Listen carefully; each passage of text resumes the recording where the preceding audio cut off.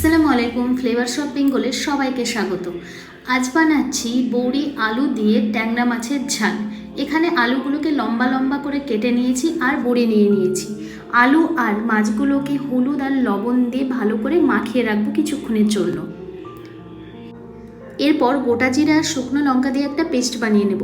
শুকনো লঙ্কাটাকে কিছুক্ষণের জন্য জলে ভিজিয়ে রেখেছিলাম। জিরে বাটা দিয়ে ট্যাংরা মাছের স্বাদ অনেকটাই বেড়ে যায়।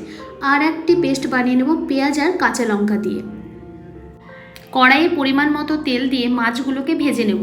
মাছগুলো খুব কড়া করে ভাজার দরকার নেই, একটু এপিট ওপিট হালকাভাবে ভেজে নিলেই হবে। এরপর আলু আর বড়ি দিয়ে আলু আর বড়িগুলোকে ভেজে নেব। আলু আর বড়িগুলো ভাজা হলে একটি পাত্রে তুলে নেব।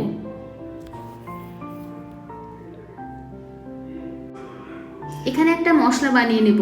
হলুদ গুঁড়ো, লবণ, জিরে গুঁড়ো, কাশ্মীরি লঙ্কার গুঁড়ো, পেঁয়াজ বাটা আর জিরে আর শুকনো লঙ্কা বাটা দিয়ে একটু সামান্য জল দিয়ে মশলাটাকে বানিয়ে নেব। কড়াইতে বেশ খানিকটা তেল দিয়ে কালো জিরে ফোড়ন দেব।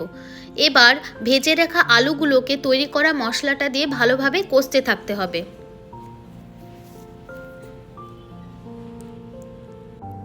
আলু আর মশলাটা খুব ভালোভাবে কষা হয়ে গেলে তা থেকে যখন তেল ছাড়বে তখন 3টে কাঁচা লঙ্কা চেরা আর বড়িগুলো দিয়ে দেব। এবার বেশ খানিকটা জল দিয়ে বড়িটা আর আলুটাকে সেদ্ধ হতে দেব।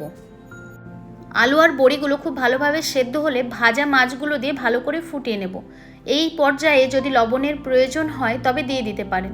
সবশেষে গরম মশলা দিয়ে মাছটিকে নামিয়ে নেন।